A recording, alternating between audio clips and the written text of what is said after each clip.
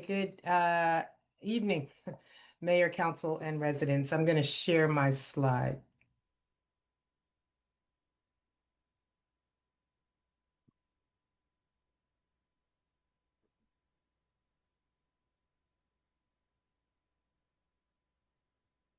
Okay. Um, okay. Ooh, there we go. There's the agenda. Can you see that? Someone Not give me a very nod. well. Not very well. Oh, oh, not It's a very little well. blurry. Yeah, it's a little blurry. Okay. Hold on a moment. That's really odd. Let's see. Let me move it. All right. Let me stop sharing, see if I can try this again. Huh. It's blurry and I got my glasses on. Okay. Let me. I think you might have on a function called reader. Oh, there you go. Oh, there it is. went away. Let's Oh, go can you back. see it now? Yep, we got it. All right, we did it. Let's see. Okay, I'm beginning. Oops. Still got it, or is it blurry? No, it's Nope. there. It's good. All right. Okay, so, okay, give me a minute. I'm just trying to start this thing from the beginning. Yep, there we go. And all right, so this is the agenda that I'll be following. This is just an overview of some of the things that have happened over the last couple of weeks. And as the mayor said, it is Black History Month. And the theme of this year's theme is honoring the 100-year legacy of Black history, culture, and achievement. So I wanted to point this out because Shakira Community Services are working on this program that will be held this Wednesday in the city building. And this is called Our Stories, Our Strength. Sounds really interesting. It's a conversation with two people, Pat Ford Neal, who's the president of the Prince George's County chapter of the Afro-American Historical and Genealogical Society, and then a longtime member, Nathaniel Miles. And they're going to provide guidance on researching and cataloging family history. A lot of us do that. A lot of us have had family members that do that. So it should be really interesting to hear from them and some lessons learned. So if you are available and free this Wednesday, please come out and join Shakira and the team. We also did an annual point in time count. This is something that the county does, and actually this is nationwide. So it's done all over the nation. But in this community, every county does this. And so we use volunteers to go out usually at midnight and up until about 3 a.m. to get an actual count of the number of unhoused people that we have in and around our city. And so I just want to highlight our 4 volunteers that did that. Of course, that's Shakira in the bottom and Renee Harris, Chloe Kaufman, and then we have Francis Manading. And so I want to just publicly thank them for going out.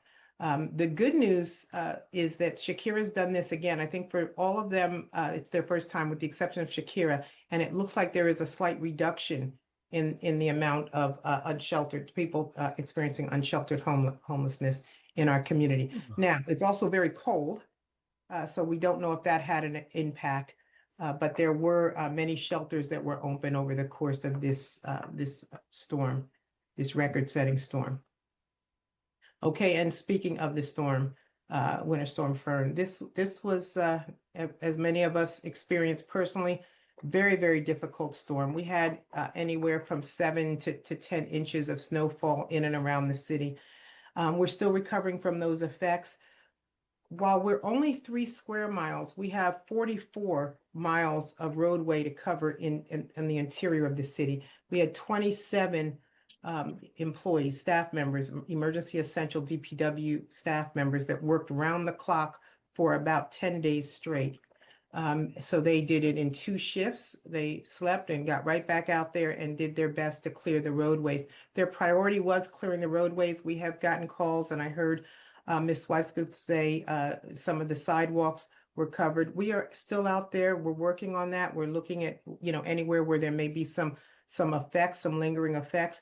But we did want you to know that this has been a heck of an effort. I really appreciate all the people in the community that were patient with us as we did our best to get out there. Hal, Joe Buckholz, Aaron did the maintenance on all the vehicles. There was just a lot of work they pulled together and somehow pulled off to get these streets cleared. Reggie is our emergency operations officer. Reggie, anything to add to this, or Hal? I'll let Hal go first. Thank you, Reggie. Yeah, this was a tremendous storm and different than some of the ones we've seen, even going back to Snowzilla about a decade ago. We had all the snow that Tracy mentioned. In addition, we had about 3 inches of sleet and freezing rain that settled on top of the snow. So it's been a challenge, and many residents, if you've shoveled your walkways or your driveways, you know how difficult it is to break all that ice up, and we're trying to do it everywhere around the city. So thank you for your patience as we work with our crews and contractors to get as much snow removed as quickly as possible. Okay, Reggie, anything else? Yes, I would just like to add that that Prince George's County and the state of Maryland deployed emergency resources. They were depleted as well in terms of their resources and asked us for help, which we were able to offer a little bit. So we were glad that we were able to support our neighbors. We're also taking this opportunity to take the notes from everyone who offered us comments, including this evening. And we're going to get our senior staff together next week and actually go through a thorough after-action review process to be able to talk through some of the things that could be better. And then the great news that I think everybody wants to hear is that we're expecting 40-degree temperatures throughout the rest of this week, which would aid tremendously in being able to help us to break up some of the ice pack and snowpack that has actually been our nemesis for the past couple of weeks. Thank you. Thanks, Reggie, and I appreciate your involvement with the EOC. When he talks about some of the county roads and state roads, we recognize that while county was short-staffed and could not get to our roads, it was very important that we assisted and supported. So we did that as we were out clearing our roads, because they are still the roads that our community has to navigate, our residents have to navigate. Also did a lot of communication outreach, primarily through SeeClickFix. We had over 300 requests for support and service, and about 200, little over 200 for just SeeClickFix alone. During that time, we recognized that it was important to stand up a site where people could track where our plows were in real time and when they were going to get to their neighborhood. So just want to remind everyone that we did stand that site up as well. And then finally, regarding snow removal, I do want to congratulate and thank Sandra Shepard, Marcy, Sherry, and the whole community services team. They, we had a number of residents who just needed extra support, mostly our seniors, and many of them needed support. And so Sandra reached out to HAP, she reached out to some churches, she reached out to the CDC, and between them all, they were able to round up over 40 volunteers who completed snow removal. And at last count, it was over 20 residents, but they're still out there working, and we're still getting calls from residents who are asking for help. So this is important. We do have a snow shovel loan program where people who are volunteering to help their neighbors can come in, pick up shovels, but we want to expand that. And we know one of the council members put that in as an initiative. So we're going to work to see what other ways that we could expand this and get a good volunteer contingent that can assist us in the event that we ever need this kind of support again. But I do want to just thank all of the volunteers who came out to help our seniors. And again, Sandra and her team. Okay, speaking of Sandra and her team, they had this past Saturday, they had the first ever Spanish immersion pilot camp. And they did this for over 21 students who came together to learn Spanish. So it was really a great turnout and a great opportunity for our young people. They're going to continue doing this. I don't know what interval, Sandra, when are we doing this again? Good evening. Our plans are for us to do it in the summer for a whole week. So for those who want to continue to practice and develop their language skill in Spanish, they will be able to do it for a whole week during summer camp. Yeah, so it's a new initiative, and it's really taken off. So we're pretty excited about that. Okay, polar bear plunge. Chief, you want to talk about this one? I think Chief is out there in this picture somewhere. This is a huge turnout, and they actually did this plunge when it was on one of the coldest days, the Friday right after snowstorm Fern. So I'm pretty impressed. I think the temperatures were in the teens. And if you can see, we even had some people in shorts out there. This was to raise money for Special Olympics. Chief, anything to say about this slide? No, it was a cold one. There were some brave souls out there, but it was cold and we weathered the storm. Yeah, and I want to acknowledge that we always do this in support, and we got involved in this because of Desi Holland. She has since passed, but she was the daughter of former Chief Holland. Okay. All right, we've got a couple more slides. Hal, you want to talk about the ADA improvements on alternate Route 1? This is some really good news. Yes. So we were recently made aware that the State Highway Administration is going to be upgrading some ADA ramps in the area. Specifically, we were informed as the adjacent property owners of the ramps highlighted here on Baltimore Avenue and the ramp from the alternate Route 1 bridge to Baltimore Avenue. There are others in the area, but we weren't able to get a map of those to share at this time. But the state highway contractor was planning to get out at the end of January, but obviously with the storm, that work has been delayed, and I'm sure they'll let us know when they plan to start as soon as the weather allows them to do so. All right, and then I wanted to give a quick Tenko update. We've been trying to get this on for a couple of weeks. We just wanted to remind everyone of what's been going on with Tenko. It's also in your packet this evening, and it's just been moved to action, so we'll have more opportunity to answer any questions if there are any. Go ahead, Hal. Yes, and so I tried to sum up about 3 years of work in these two slides, so I'll try to be quick.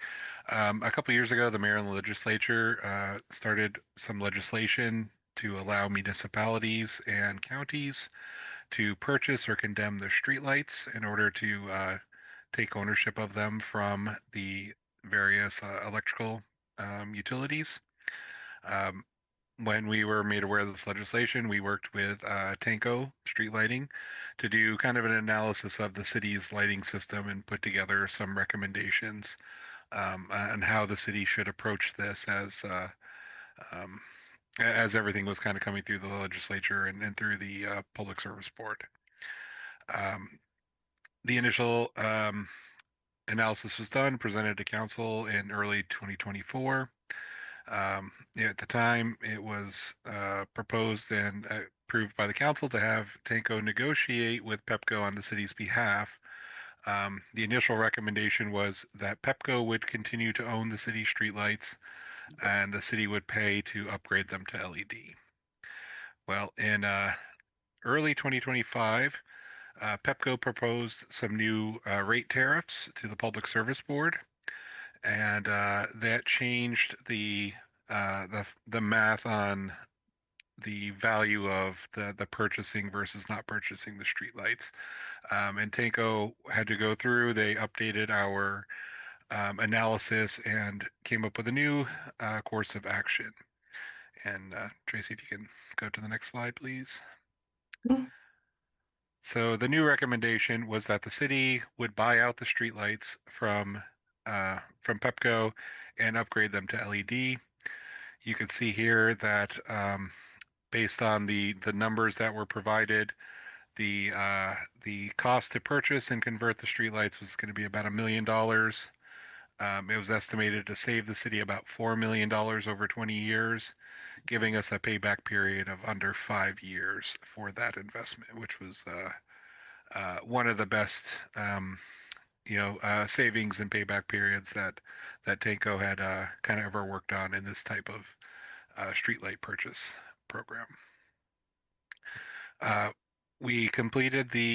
completed the audit of our streetlights and began the reconciliation process with Pepco in 2025, which is when it was discovered that there were some potential overpayments for streetlights and the related costs for the upkeep of the streetlights. This was due to a number of issues, including lights that didn't exist anymore, lights that may have been attributed to the incorrect owner, and lights that were miscategorized by the type of lights. that's important as the bills for streetlights aren't based on actual usage, it's based on estimated usage, based on the amount of energy that the fixture consumes, which varies depending on the type of light bulb that is in that fixture.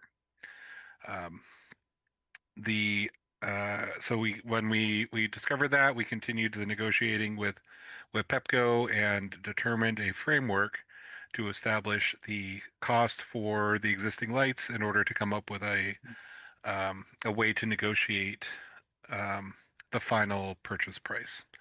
So our next steps after tonight's action item to extend their existing contract and add the scope for the negotiating of the settlement of the overpayments would be that we would send the letter of intent to purchase the streetlights to PEPCO once the city attorney finishes that review, which is expected sometime this month. Tanco, the city, and PEPCO would complete the negotiations and determine a final purchase price for the streetlights. We'd bring that back to the city council, finalize the purchase.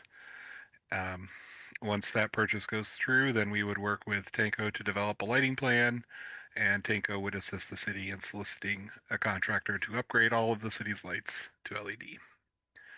So that's our 3-minute update on where we are with streetlights. Thanks, Hal. Okay, I'm going to go through some upcoming meetings, and then I'm going to let Chief address the questions about the LPR system. So just a quick snapshot. These are some of the upcoming meetings for this week as well as next week. Just a reminder, we are closed on President's Day, 16th. And then the weekly offerings, we are back to presenting our weekly classes. And some upcoming events. I'm going to highlight a few of them. The Springfield Permits meeting, that's tomorrow at 7 p.m. Business Symposium at Prince George's County Community College is also, it was Wednesday, Wednesday at 10 a.m. And let's see, I've already talked Black History Month. Blood pressure screenings is going to be this Friday from 10 to 2. And of course, we'll have another early dismissal camp. CERT meeting is the 18th, and budget work session is also the 18th in the evening. And some upcoming events. Seniors on the Go on Thursday the 19th. Narcan training is still ongoing, and we're still getting a great turnout from that. So that's on the 19th and again on the 20th. And then Care Partner Support Group and Lunch and Learn Falls Prevention Workshop.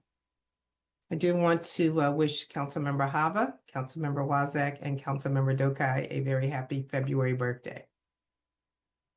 All right, I'm just going to pull up a slide for Chief. Chief, if you want to talk about our LPR system.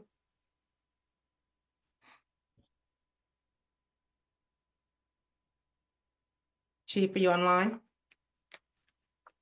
I am. I apologize. My computer froze up, so I missed whatever you said before that for the last 30 seconds or so. Oh, that's quite all right. I just said I'm tossing to you to close us out on the license plate reader system. Got it. Thank you, Tracy.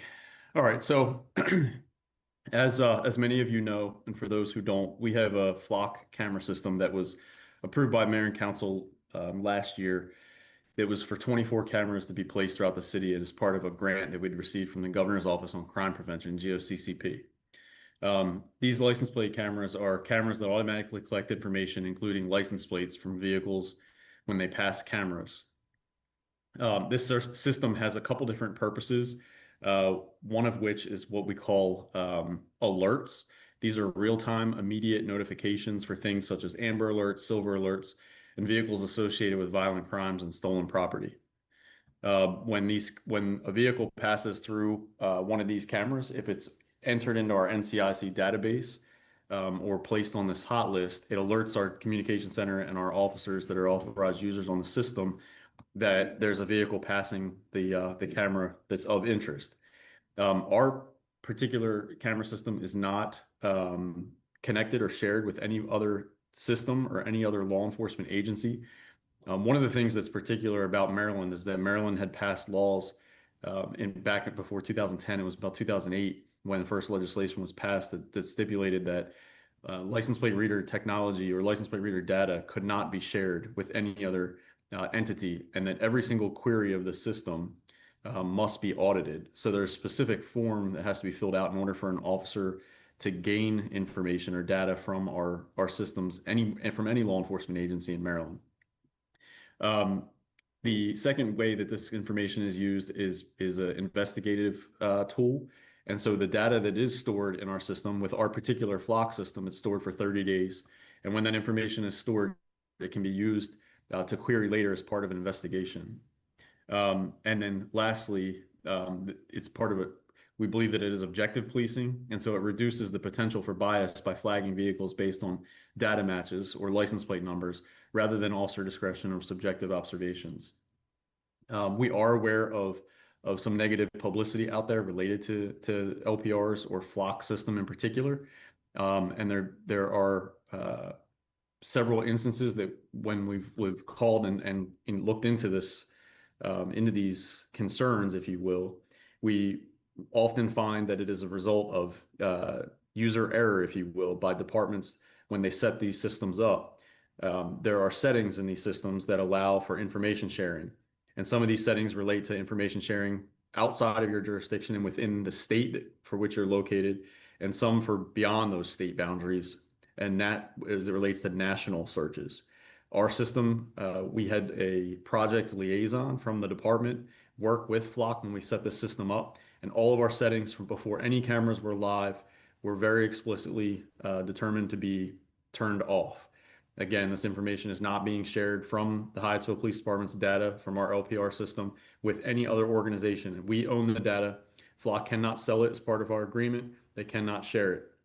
All queries that we run on this system are audited, again, in compliance with Maryland law. Again, we are also with our non-intervention clause. We cannot share data, whether it be LPR, CAD, RMS, or anything else related to immigration status. So while there are concerns, and we understand those concerns throughout our community, we're happy to answer any questions. We're happy to, I'm happy to meet with anyone who wants to reach out. Those concerns that I have heard, I will reach out to those individuals to address their questions. Happy to have anybody sit down and come into the department so we can talk through it. Again, our system stores data for 30 days. Our policy, which is accessible on our website and available to the public, does say that data can be stored up for a year, or up to a year, excuse me. And that is because MCAC stores data for 1 year if your LPRs are tied into the MCAC system. And so our policy is compliant and is accurate in stating that data can be stored for up to 1 year, but the Flock LPR system is only stored for 30 days here in Hyattsville. Tracy, I hope that helps. If there are any other questions from council, I'd be happy to answer. Well, let me Thanks, just, Chief. I'm sorry. Let me ask you a question, Chief. Are you able to tell us how the system has helped us to solve crimes? Yes, thank you. Okay, Absolutely. Thank you, Mayor. So the first week the system was live, we hadn't even trained any of our users. Only our administrators had been trained and had access to the system, but we were monitoring the system and it alerted us to a critical missing person. That as a result, one of our administrators immediately notified our communication center and relayed that information to our officers, who were able to locate the vehicle that had passed by one of these cameras and alerted us to the critical missing person. They were reported as a critical missing person from another state. We were able to confirm that it was the vehicle in question, make a traffic stop, and verify that this person was suffering from a mental health crisis, and we were able to reunite them with their family. On January 1st, I'm sure many of you are aware of a shooting that occurred off of East-West Highway, where a suspect brazenly walked into an apartment building firing shots and nearly killed a woman and a very young child, newborn baby. We were able to identify that person that same day within a few hours with the assistance of our license plate reader system. Our detectives were able to obtain a attempted murder, a warrant for attempted murder. we were able to put that warrant into our NCIC system, which then trickles down within about 12 hours to the LPR hot list that is disseminated nationwide. And within 72 hours, the suspect vehicle entered our city and was returning to the original crime scene when the LPR system recognized that vehicle to be the suspect's vehicle, which alerted our communication center, and our dispatchers were able to relay that information to our officers on the street. And they were able to locate the vehicle, intercept the vehicle, and make an arrest on the street without any further incident. So this is a technology that is extremely helpful. It would be detrimental to our community and to public safety in Hyattsville if we were to get rid of it.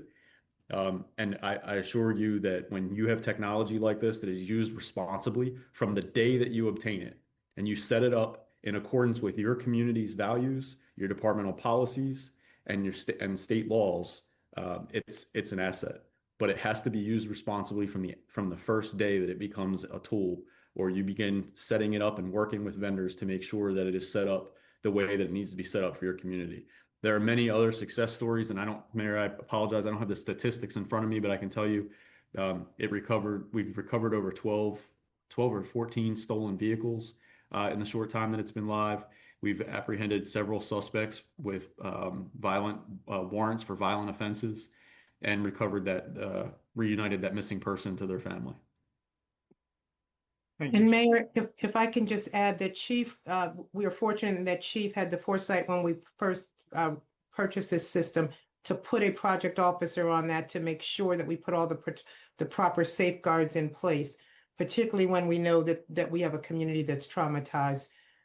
We don't want to be a part of that, and we want to make sure that we do everything we can to protect our residents. So I think that was the main reason that when we set it up, check those boxes that said, you cannot release this information outside of the city of Hyattsville. So I think that's an important piece that I am not convinced that other cities have done that. Okay, thank you. Have you concluded your report, Ms. I have. Thank you. Thank you very much. Okay, colleagues, any questions or comments? Mr. Hubbard. Thank you, Mayor. Thank you, Mr. Nicholson, for that. And thank you, Chief. I'm going to follow up on the flood camera system. I think the news article we saw was mentioning some type of programming that's happened. So it looks like the agency was under the impression that it was locked, but for some reason, it was being unlocked to give access to other people. I wanted to know, as the Hyattsville program goes, how do we control that, and what is our policy in terms of checking whether it is enabled to be shared with other people who are using the system, or just locked down to Hyattsville? So, Councilmember Haba, thank you for your question. Our system is completely locked down to just Hyattsville, and not any Hyattsville Police Department employee can access the data and run a query. An end user like a patrol officer that works the street, they have a very low level of access. Basically, all they can receive, they can't run any queries. They only receive alerts. So if a vehicle that was stolen in a carjacking or a missing person, if something that's in the hot list drives past the camera, a notification goes out. That goes to our communication center and to any end user that's logged in that has access to that. So that would be like your officer level access. Then our dispatchers have another level of access where they can run queries. And then there's administrators. There's only 3 of us in the department that have been through the administrator training and have administrative rights to make changes to those settings. Those settings from day one before any camera went live were established, reviewed, and ensured to be in line with our policies, and both our departmental policies, our non-intervention clause, and our state laws in accordance with Maryland Coordination Analysis Center policies as well. The toggles that we're talking about, I've reached out to other departments that have reported issues, and I'm going to be very careful here not to talk about other departments or other police chiefs or other elected officials, but in reaching out to them, when we hear these stories, I've seen instances where departments they did not follow through on their due diligence, in ensuring that settings were set properly before their system went live.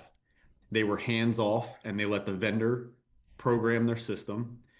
And at the end of the day, these technologies are created to improve efficiency as it relates to public safety, investigations, being proactive and identifying felony vehicles, vehicles associated with violent offenders that have active warrants. It's not associated with criminal history. It's only associated with active warrants or missing persons, things that are actively in the NCIC hot list. And those departments were hands off. And in my opinion, a little bit reckless, and have put the rest of law enforcement that is looking into these things and using them responsibly in the position we're in. And when they find these things and they realize it a year or two down the road after the system's been live, and every single query since the time they've been live hits every single server that has its settings set to allow for those queries, you have no way of telling how many queries you've had against your data and what queries were targeted for your data and what were just national broad queries. For example, if there are 100 police departments in the nation right now that have their national search settings activated, and one of our detectives is investigating a homicide or a sexual assault, and they have a suspect's tag number and they query that tag number, it would query every LPR server on the system in the entire nation.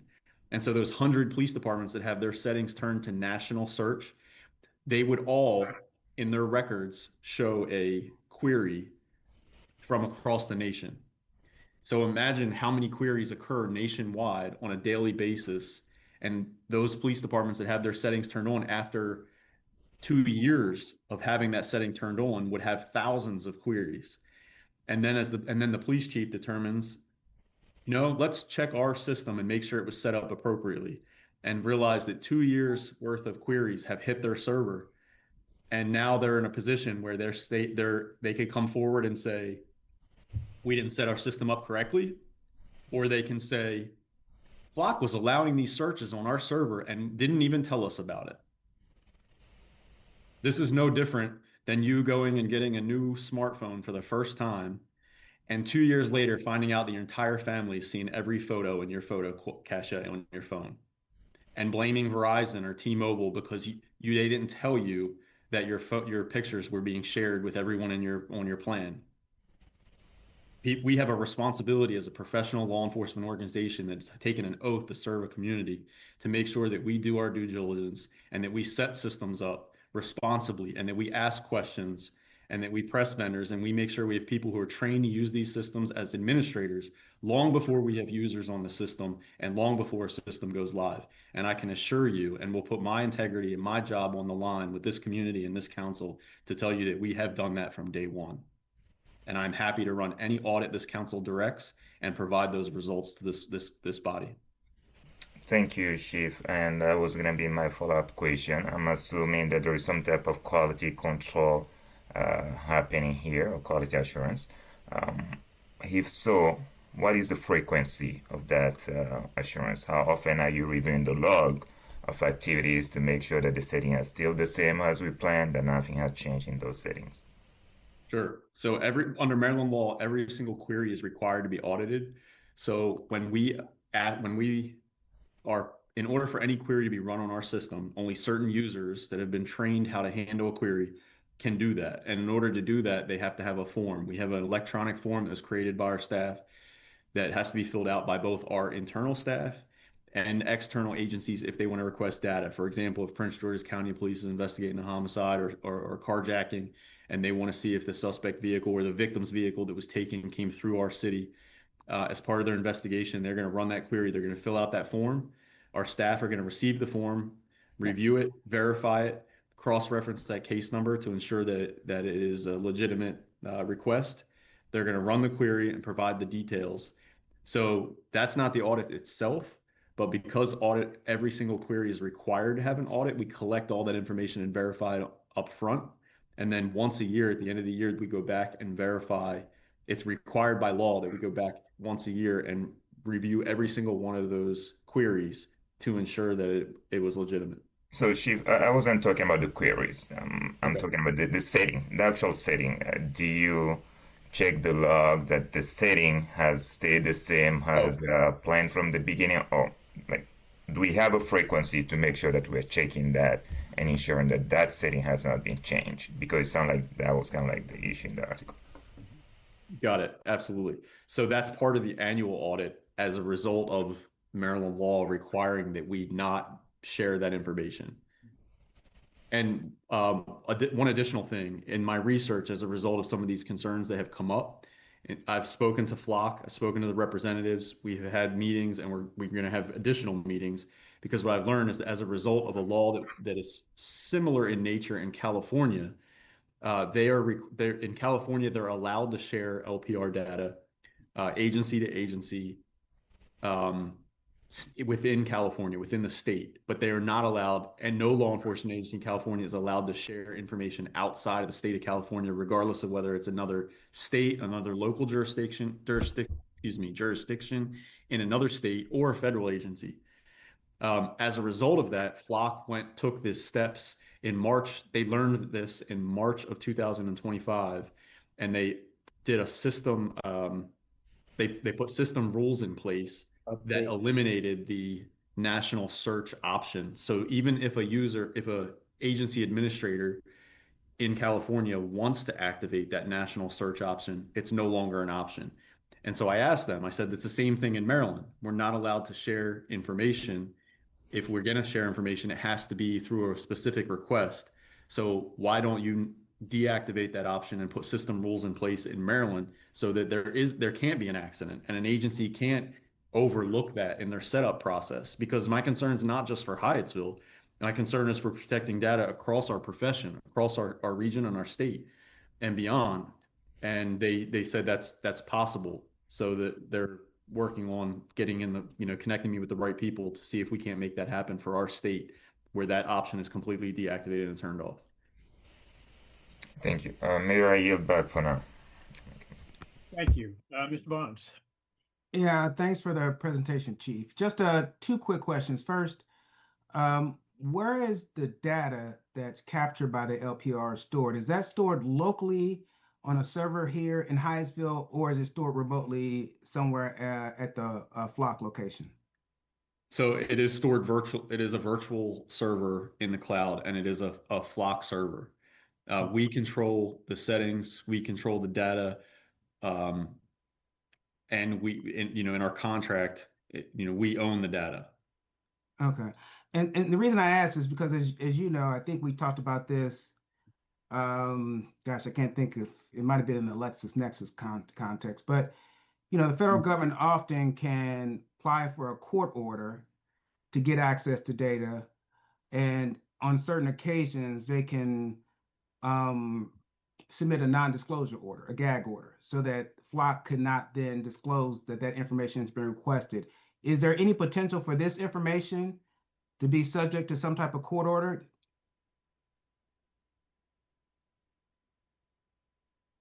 So if it's criminal in nature, then absolutely there's nothing that anyone could do to stop that for a court order. But again, it would have to be criminal in nature for someone to try to do that. The thing about LPR data is it's historical data, right? There's no way to use an LPR. So if someone's querying our data, they're not getting our alerts, right? If a felony vehicle passes a camera right now at this moment, if a carjacked vehicle enters Hyattsville right now to commit a crime, the alert comes to us.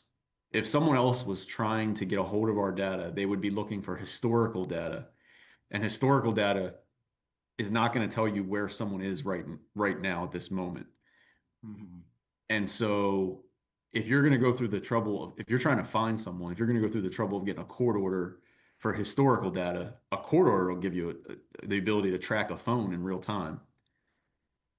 So you would use, if you have the PC to get a court order, you're better off going after the person's phone to investigate their location or their whereabouts. Okay, thanks. Historical data at that point is kind of moot. Yeah, thanks a lot. And just one quick final question. So in terms of the retention period, I know it's a 30-day window. Is that, can you just talk a little bit about why that's necessary versus maybe a shorter 15-day window for data retention? Yeah, so if you have a case of a missing person or you have a crime that occurs, there's times where a vehicle is stolen or it's just a stolen vehicle today, or maybe even a jump in at the 7-Eleven and your vehicle disappears, but 3 weeks later that vehicle is now used in a robbery or a homicide and the suspects had it for 2 or 3 weeks. You're going to want that historical data to try to investigate the whereabouts of where those suspects were and using the vehicle over the last couple of weeks. The other thing is we've recognized that as it relates to audits, once you delete the data, it's a hard delete after 30 days. And so that's Flock's policy. They don't keep anything in any jurisdiction over 30 days. Maryland actually keeps the data at if your LPRs are connected to MCAC servers, that data is kept for 1 year. But one of the things we've run into just recently is from 2025. Now we have not had LPRs for the entire year, but as a result of the data being deleted every 30 days, when we went to run our audits for 2025, because the data was gone, anything over 30 days was gone. It was no way for us to tell how many. One of the audit questions from the state is how many reads did you have, right? How many tag reads did you have, which is different than how many queries did you have. We couldn't tell them because the data deleted after 30 days. But Maryland maintains their data for a year, so they have theirs. And so keeping the data is not just about the investigative piece of it, it's also about the audits that go along with it. Okay. All right, thanks a lot. Appreciate it. Yes, sir. Okay, Mr. Redmond. I clicked hand when I meant audio.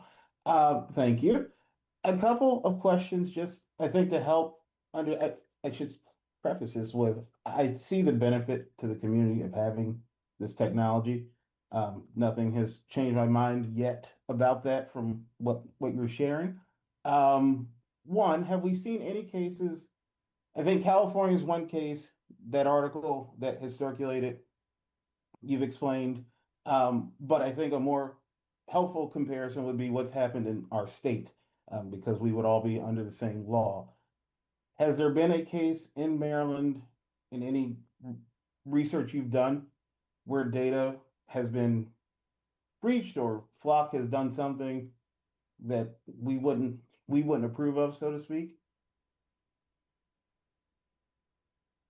Councilmember, I sincerely appreciate the question. I am personally not aware.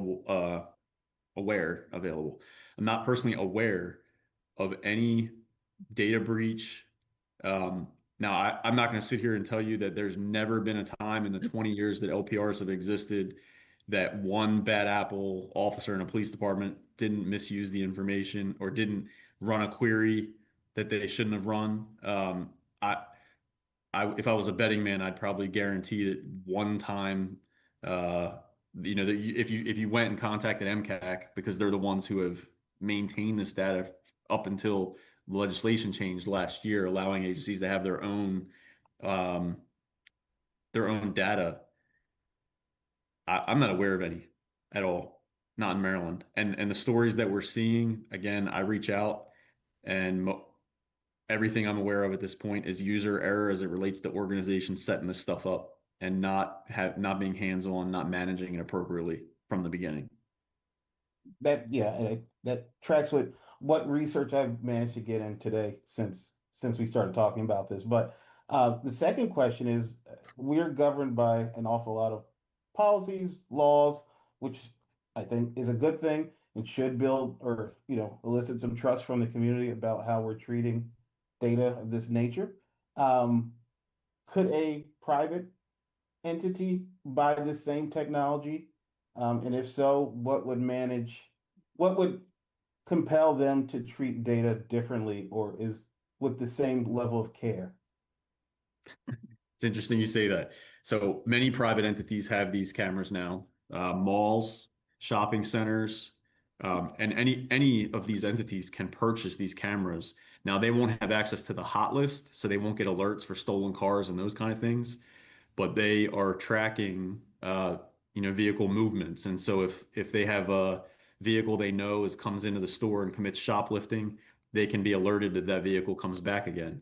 There is absolutely no oversight for the use of these by private entities like there is for law enforcement. All the audits I'm telling you about, the queries, every query must be audited. There's no oversight whatsoever. Maryland law only applies to the use of LPRs and the storage of LPR data by law enforcement agencies, not private entities. Okay, okay. I'm just trying to get a picture of how we're treating it versus how somebody else who may not care would treat it. And it sounds like I'd rather a government body have it at this point than somebody else. But that's helpful. Again, if it were my loved one missing or my vehicle stolen or anything like that, that would impact me or someone in my community or that I cared about, I would certainly want every available technology and tool that is, out there to help resolve that issue. So thank you for the explanation. I'm still with it for now until there's something else compelling me to say otherwise. So thank you. Absolutely. And one of the things that our staff are working on now and have been for a few weeks now is a web page on our website dedicated to information about automatic license plate readers and how they work, how the data is secured, some FAQs, frequently asked questions that we hear, so that folks can go there as a resource to find information about our program, copies of our policy. We'll have MCAC policy up there. We want to be as transparent as we can about this system. Again, this is a tool that you all have entrusted us with. The governor's office is funded for us to be able to more efficiently and more effectively react to crime, and also preemptively respond to crime proactively. I can't tell you how many stolen vehicles and have come to the city that our officers in our communication center are alerted to when they come here. Our officers catch up to them, try to stop them, activate their lights to initiate a traffic stop, and they flee. And because of our pursuit policy, our officers demonstrate restraint, turn their lights off, they don't chase, and those vehicles leave, and potentially those officers potentially stop a crime before it occurs. We are tracking successes and outcomes from the system. It has that built in. Anytime there's a hit or an alert, and the officer interacts with the computer on that alert, there's a outcome screen. So we are tracking this stuff, and we'll be able to provide the council, this body, and the community with outcomes of what we're seeing and how the system is making a difference here. And just in the short time it's been live, we have seen several successes, as I've mentioned. And there are others. I can report back with those. Mayor, I wanted to give Chief a chance to drink some water, but also to remind council that we're 30 minutes over our agenda time. Thank you. Anyway, moving right along. Chief, you got two more questions, two more questioners before we move on to our next agenda item. Mr. Nesbitt. All right, thank you. I do have a few comments and a few questions here. I do want to say that this is definitely a topic that the community sometimes is very concerned about. So I thank you for the safeguards that have been put in place. I do understand that recklessness can equal a loss of confidence and credibility. So once again, thank you for taking the extra step and making sure that the right settings were placed in. Fellow council members have really brought up some really good points, and Councilmember Redmond spoke about commercial entities. And from my experience and understanding, if the federal government or any other entity that is more government-like is more likely to get information from a commercial entity and purchase that information than try to go government to government, because there are more safeguards when you go government to government. So just kind of keep that in mind. And the reason why I bring that up specifically is because not too long ago, I went into a department store. I won't say the store's name. I went inside. I did not connect to the Wi-Fi. I did not purchase anything. I did not use my credit card. But as soon as I got in my car and started driving off, I got an email asking me about my experience. So I had to do a lot of research to figure out what type of technology is being used to track individuals. So yes, if you have a smartphone, if you have Bluetooth capability, there are opportunities for phones to connect with one another without your permission. If you have an iPhone and your iPhone is turned off, your iPhone pings against another iPhone and it connects through their internet, even with the iPhones being off. So there's a lot of technology that exists today. And if there is an entity that wants to find you and they have the resources to do so, especially if there's a commercial entity that has it, then just keep that in mind when we're looking into some of these solutions. So I get it; it's a little bit scary. There's some concerns, but the commercial solutions that are out there right now that we use every single day are far more terrifying. And I just want to just put that out there. Ring doorbell, for example. I saw the Super Bowl commercial, and they put the artificial intelligence technology in, where all the Ring cameras can connect together and look for, I guess, a lost dog is the case. So there are other solutions that are out there that can bypass any type of council discussion. So as we continue to modernize, just keep that in mind. Councilmember Hava brought up a good point as well, and I'm not sure if I got the answer to that. So I guess I'll ask the question a little bit differently. And my question is, the system settings and the rules, typically that's reserved for like an administrator. Is there a way to determine whether or not that administrator has changed the settings? And if so, is there like an opportunity to evaluate that? It sounds like you were saying it's done annually, but for someone that has specific or precise system authorities, like an administrator, I'm thinking that individual who's auditing the administrator. Good question. So there's an audit trail associated that when the audit's done, there is an audit trail for system setting changes that would notify us, that tracks every change, every login on the system. And one of the things that I learned in meeting with Flock, following up on many of these concerns, is that when they first launched their system, they had audits for things like queries, but they did not have audit on system setting changes. And they incorporated that in March of 25 as part of lessons learned with Flock, like internally in Flock. So since we have been on Flock, on the system, those audit mechanisms have been in place. All right, thank you. I guess my next question is the audits themselves. I know you mentioned that the queries themselves. I know that you mentioned that for the information regarding the vehicles, every 30 days they're deleted. But when someone makes a query, makes a search, can you remind me how long those searches are maintained? So I'm not sure I understand your question. If someone runs a query and they get a return, how long is the return maintained? The fact that an entity or an officer had queried a specific query, is that query captured? I guess if I was to equate it, it'd be more like your Google searches. Gotcha. So that's maintained and would be there for the yearly audit. The yearly audit. Okay. Yeah. And then after that yearly audit, then it's deleted. Is that also the case? The user logs, no, they're maintained. I can't remember off the top of my head. Let me get you an answer. I don't want to guess. I think it's 3 years, but I will verify that and find out. Awesome. Thank you. Yep, I'll send mayor and council an email tomorrow. No problem. And I guess my last question here is for the training. I know you mentioned some sort of training, and I was reading a couple of articles about Flock as well.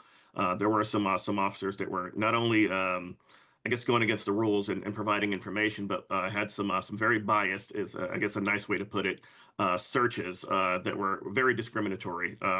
Did the training or any type of training provided by Flock, or maybe our internal training, are we protecting against, or are we training our officers not to do these bias searches? Or is that part of the audit trail where someone's like, hey, dude, you can't search for that.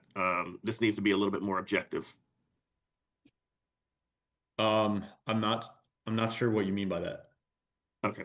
I guess is there a way, like in the training, does the training prevent or teach the officers not to look for biased searches? In other words, rather than looking for a vehicle, which is very objective, looking for people, or discriminatory searches and so forth. Does the training kind of prevent against those type of biases?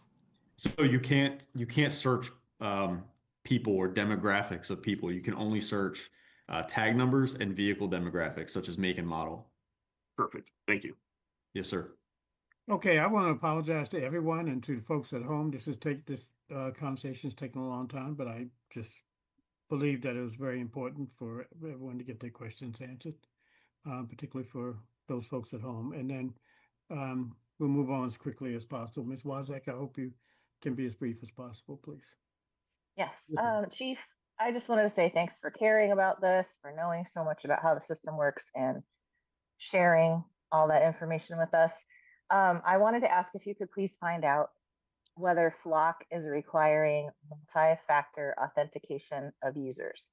And I was asking that because, like Kareem, I did some research today and I saw some coverage that said officers' Flock usernames and passwords had been stolen and shared or sold, and then abused by people who wanted to gain access to the law enforcement only area of Flock. And I just wanted to ask if you could please figure out if they are, using the cybersecurity best practice of requiring multi-factor authentication. I can answer that question right now. They do. When you log in with your username and password, you get a text message to your phone that you used to set up your original account. You get that code and then you can log in. Okay, thank you very much. Yes, ma'am. Okay, Ms. Wozniak, I think you had the last question before we moved on. But I see Mr. Hubbard. Somebody put up his hand. It's gonna be brief. Chief, I know you said that the system setting is audited annually. Is there a way for us to do that a little bit more frequently than waiting a whole year? Because my fear is if you have some ill-intended intention person, they can go there and do that. And if we only do it once a year, by the time we catch that, damage will be done. So is there a way to conduct that system setting, to review the system setting on a more frequent basis rather than waiting for a whole year? So that's... Absolutely. I will go ahead, Mayor, if I may. Yes, go ahead. I will update our policy to reflect that be done quarterly. And additionally, I just want to add that if there aren't any other questions, I just want to add that if I became aware of the fact that any vendor, this vendor or any other was allowing access to our data or there was a data breach, I would notify this body immediately. I would shut down the system and investigate how that occurred. And if there was, if I found that there was intent, that it was not a accidental breach, I would absolutely cancel the contract immediately. Not to say that I wouldn't cancel it if it was accidental, but I'm just saying if it was not accidental, this body would be notified. We would shut the system down and we would cancel the contract. Absolutely no question about it. Okay, thank you very much.